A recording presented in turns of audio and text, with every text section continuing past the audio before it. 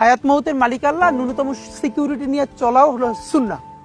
কিন্তু আমাদের লড়াইটা হলো, আমার মা স্বাভাবিকভাবেই কান্নাকাটি করেন, আমার পরিবার সবাই। তো আমি আমার মাকে বলেছি যে দেখো, মানে আমরা যে লড়াই নেমেছি, আমার একটা মনে হয় কি, কোনো রাজনীতিবিদের না বাসায় মৃত্যুটা হইতে পারে না, এটা কোনো ভালো মৃত্যু না।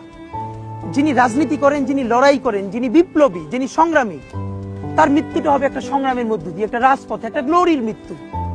আমি তো ভীষণ ভাবে প্রত্যাশা করি, আমি ছোটবেলা থেকে এই স্বপ্নটা দেখি, অনেক জায়গায় বলেছি, একটা তুমুল মিছিল হচ্ছে অন্যায়ের বিরুদ্ধে।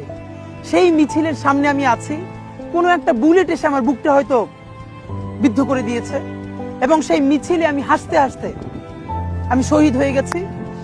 এবং সবাই যখন মৃত্যুটাকে ভীষণ ভয় পায়, আমি তখন হাসতে হাসতে আল্লাহর কাছে ভীষণ সন্তুষ্টি নিয়ে পৌঁছতে চাই যে আমি একটা ন্যূনতম ওই জীবনটা লিড করতে পারলাম, যে আমি একটা ইনসাফের হাসি নিয়ে আমি আমার আল্লাহর কাছে পৌঁছতে চাই। সুতরাং আগামী 50 বছর বাঁচলাম, কোন ইম্প্যাক্ট তৈরি হলো না আমারে দিয়ে, দেশের জন্য, রাষ্ট্রের জন্য, উম্মার জন্য, জাতির জন্য। কিন্তু আমি ধরেন 5 বছর বাঁচলাম, সেটার মধ্য দিয়ে যদি আগামী 50 বছরের ইম্প্যাক্ট তৈরি হয়, তাহলে অনেকদিন বেঁচে থাকায় কি সাফল্যের বলেন? শহীদ প্রেসিডেন্ট জিয়াউর রহমান কয়টা দিন বেঁচেছেন, কিন্তু ভাবেন আজকে পর্যন্ত উনি আমার অনুপ্রেরণা। হাঁটতে হাঁটতে আমার পা ফুলে যায়, আমি, আমার টিম সেদিনকে ব্যাগের মধ্যে জুতো নিয়ে তারপরে একটা শপিং মলে ঘুরছিলাম, মানে পা ফুলে গেছে, পা জুতোয় ঢুকাতে পারছিলাম না। তো জিয়াউর রহমানের একটা ওনার গল্প মনে পড়ছিল, যিনি মাইলকে মাইল যখন হাঁটতেন, ওনার সাথে স্টাফদের পা ফুলে যেত, কিন্তু ওনার তো আর্মি ট্রেনিং আছে। তখন তাকে বলতো, স্যার আপনার তো আর্মি ট্রেনিং, আমরা তো আর পারি না।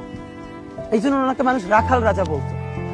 তা আমরাও সারা বাংলাদেশের 56,000 বর্গ মাইলে হাঁটতে চাই, আমরা ইনসাফের চাষাবাদ করতে চাই, একটা স্বাধীন সার্বভৌমত্বের সততার বাংলাদেশ তৈরি করতে চাই।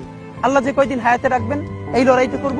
যেদিন নিয়ে যাবেন, আমি স্বপ্ন দেখে যেতে চাই, আমি আমাদের এমন টিম, আমি আমার সন্তানকে রেখে যেতে চাই, আমার মৃত্যুর পরে যেন এই লড়াই বন্ধ না হয়, এই লড়াই যেন বাংলাদেশে কিয়ামত পর্যন্ত জারি।